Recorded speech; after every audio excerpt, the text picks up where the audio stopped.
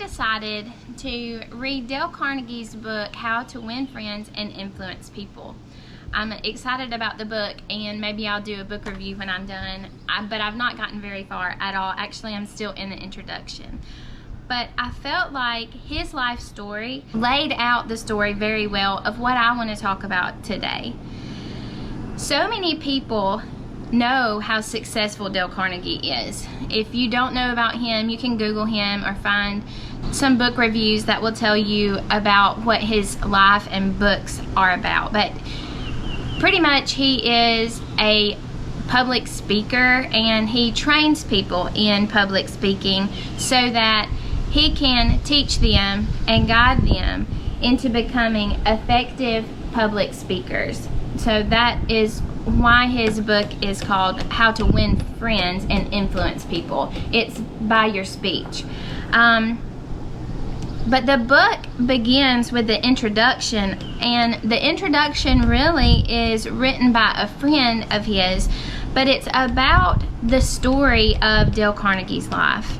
And I thought it was so interesting to read about his life, because all I knew about Dale Carnegie before I began reading the book was he was a successful businessman. He was an excellent trainer. He motivated people. He was very good at what he did. So I had a very positive opinion of Dale Carnegie, and I guess in my mind I felt like he was always successful.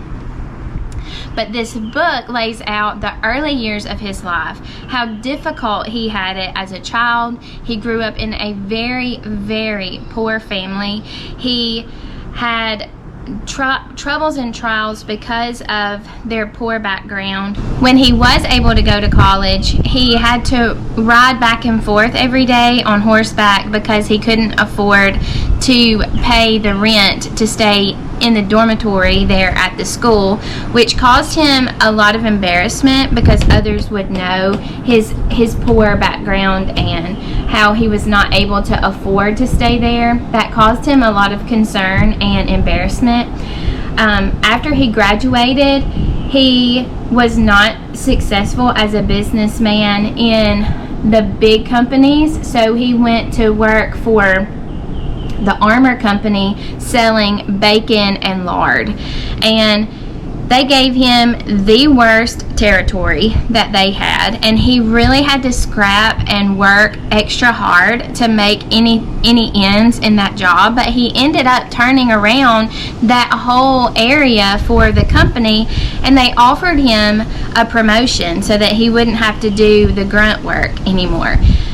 But selling bacon and lard was not where his heart was, so he began another journey. He went out and performed in plays, but he realized that that was not his strong point either. He was not good as an actor, and he went back to school and then decided he would teach night school to pay his way through furthering his education. And he went to the YMCA and said, I am good at teaching people how to speak in public. This is my talent, and I would like to teach people how to do that.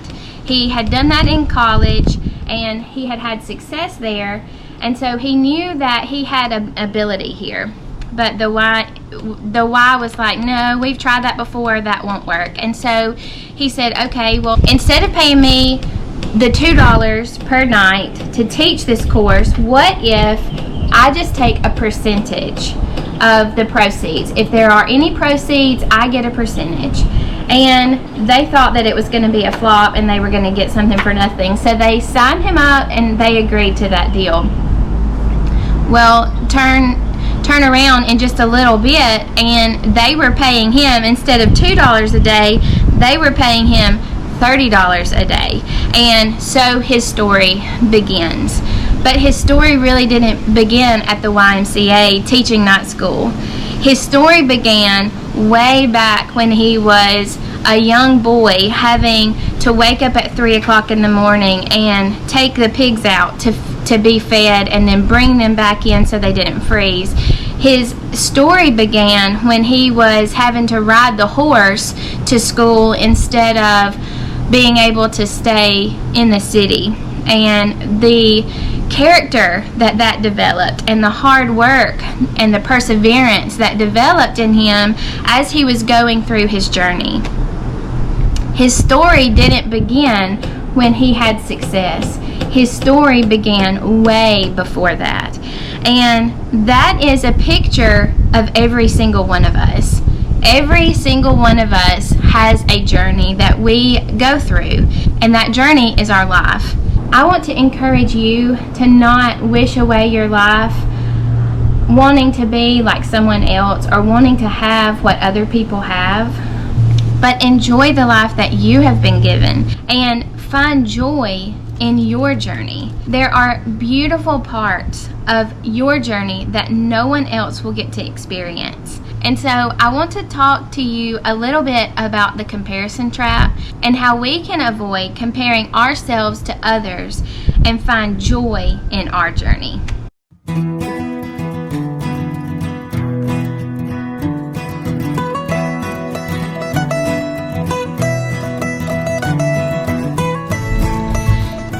Hey, I'm Lori. Welcome back to Homemade Simple. I am so glad you're here today. I know that was a really long introduction to the video, but I thought it was a really good representation of what I wanted to talk about today.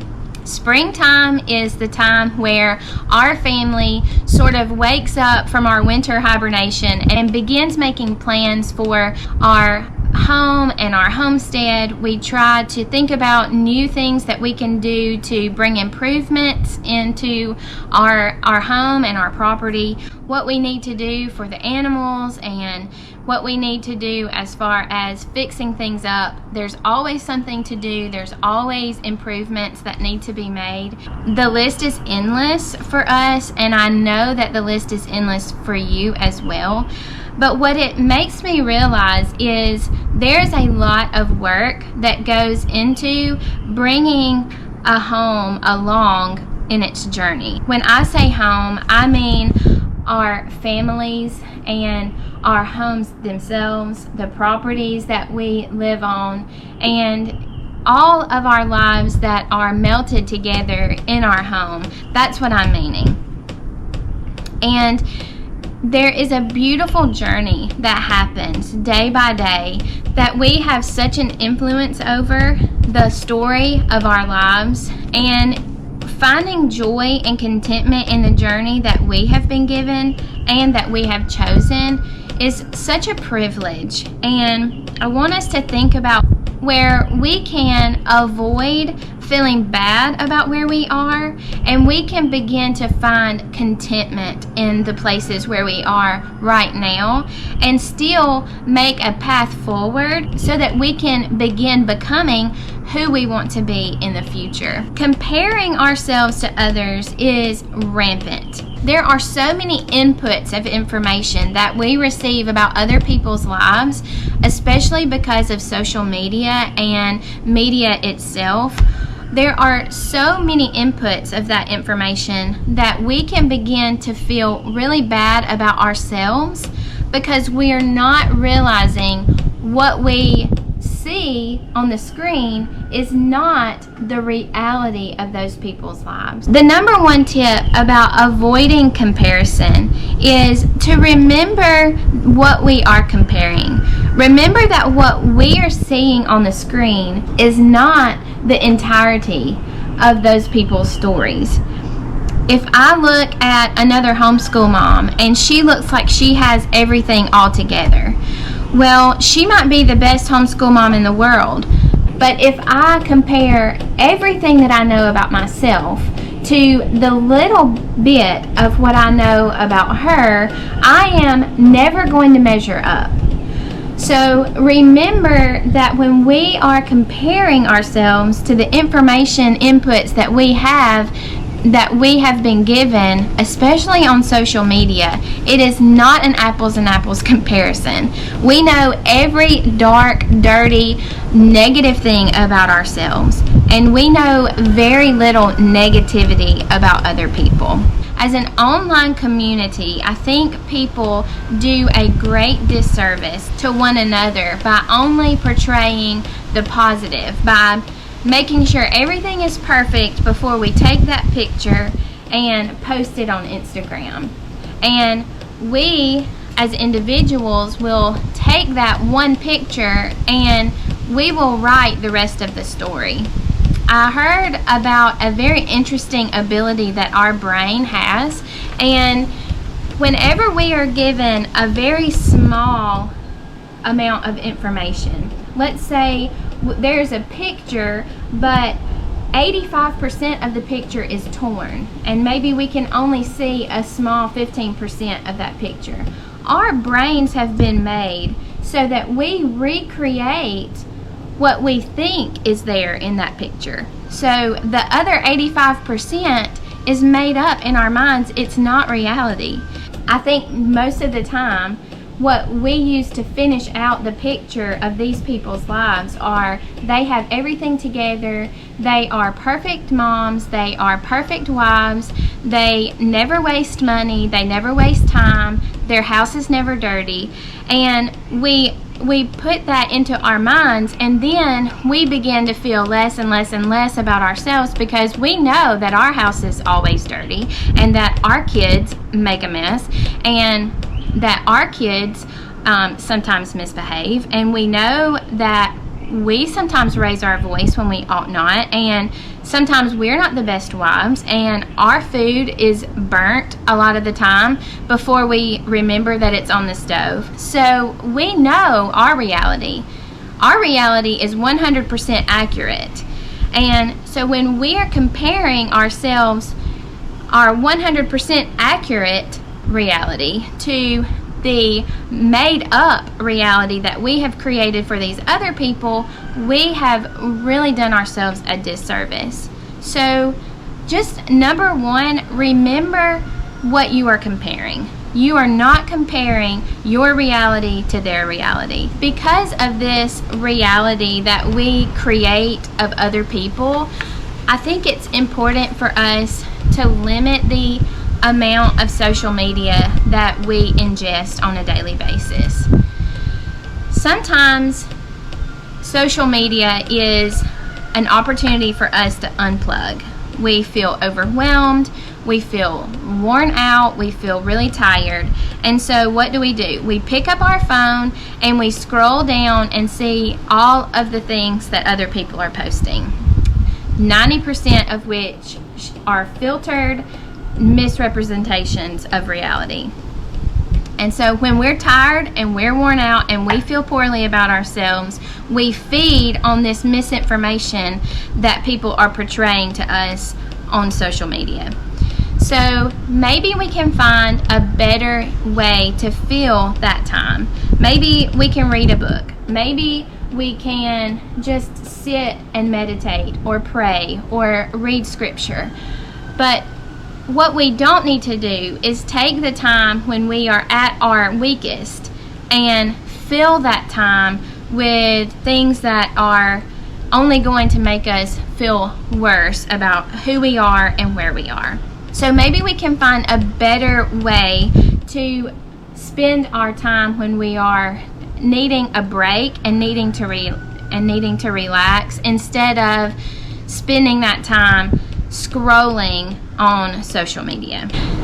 The third thing I think we could really benefit from is thinking about who we are and who we want to become. Like I said at the beginning, our journey in life is our own, and God has blessed us with different abilities and different opportunities, and just like Dale Carnegie started in one place and ended in another, we will do the same. And so no matter where we are now, we can, with the Lord's help, create our own wonderful journey. I was listening to a podcast the other day, and this was so stunning to me. It's sort of like a mental health podcast, and the host was talking to this caller about she was feeling burnt out because she was 30 years old and she was the caretaker to her parents. And it seemed like, from my perspective, her parents and the rest of her family was sort of taking advantage of her willingness to serve, and they were just sort of overwhelming her and beating her down by that environment. Well, the host asked her a question, and her response floored me. Okay, she's 30 years old, and he says, "What are your goals in life? Who do you want to become?" And she said, "I don't know. I've never really thought about it." And I thought, she's 30, and she's never put any thought into who she wanted to become. That was so sad. That was so sad to me. And it makes me realize that there are some people who just don't put a lot of forethought into who they want to be, and so they just let life happen to them, and whatever they're left with is sort of the sum of their journey. It's not any choice that they have made. It's just a result of the choices that other people make that happen to affect them. Don't be that person. No matter where you are in life, no matter how old you are, if you sit and make a plan and get your family on board with who you want to become, and make sure that it is right and good to become that thing. You don't want to become something that is a negative impact on society. But if you want to become a certain thing, make a plan, a 1 year, a 5 year, and a 10-year plan on how you're going to get there, and start working the plan. As I get older, I realize that we don't really hit maturity when it seems like we should. I think I was maybe 35 or 37 before I realized, you know what, I want to grow my own food. I want to have animals. I want to live farm-centered life. 37.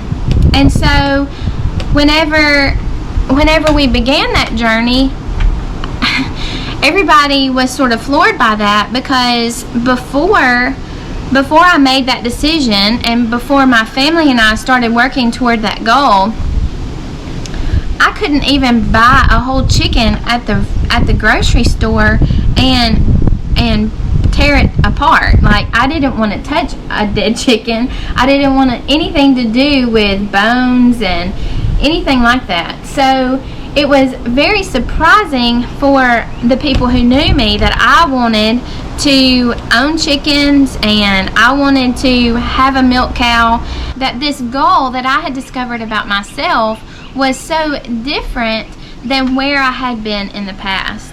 Well, now I have butchered my own chickens, but it's a process that I had to go through to get from, ooh, chicken bones, to I want to raise my own chickens. And your journey is just the same. No matter how old you are, you have an important journey and an important story to tell. And I think if we take a snippet out of somebody's life and think that is the sum total of who they are, and they just had everything happen to them and success just happened to them, I think we're doing them a disservice, and we're also doing ourselves a disservice, because we want to realize that there is good in our journey. So remember that your journey is a process, and remember that everyone else's journey is a process as well, and begin to live your dreams in real time. The last tip is be willing to be vulnerable and open and real on social media. We can be part of the solution instead of adding to the problem. If we're not going to give up social media altogether, and I know that some people choose to do that, and that's just fine, but if we're not going to give it up altogether, maybe a good thing that we can do by staying there is represent real life. Don't use a filter when you're taking a picture. Don't use a false narrative whenever you are portraying yourself online. Give other people an open insight into what it is that is your reality. Everything doesn't always have to be perfect, and the imperfections in life are really what make life so much more enjoyable. So let's, as a community, be willing to be more open and transparent and less prideful and embarrassed by what our houses look like, how our kids are behaving, what our supper tastes like. Let's be real and give everybody a sense of peace whenever they look at our Instagram account or Facebook account or whatever other account. Let's be willing to give them a sense of reality of our lives instead of causing them to feel worse about who they are or about their journey. Being open and being willing to show your imperfections makes you more approachable, and it makes people find joy in your imperfections. It makes them feel comfortable around you, and that is how we can build such a wonderful community of people, is by allowing people to feel comfortable in the place where they are and still motivating them to become the best version of themselves. Well, this has been a really long and drawn out discussion about the comparison trap and where we can really struggle, but I hope that in these couple of points that you found something that was helpful for you and something that will bring you peace as you continue your journey through life. The Lord has given us so many precious and wonderful blessings, and I want us all, me included, to enjoy the beauty of the journey that we have been given. I really appreciate your support. I'm really thankful that you're here. It means so much to me that you have clicked on this video and watched all the way through. I really hope that you will click the thumbs up on the video and that you will subscribe to the channel so that you will be notified whenever new content is added. I plan to be back next Friday with another video encouraging you in your homemaking journey. I love you. I hope you have a wonderful week, and I will see you next time.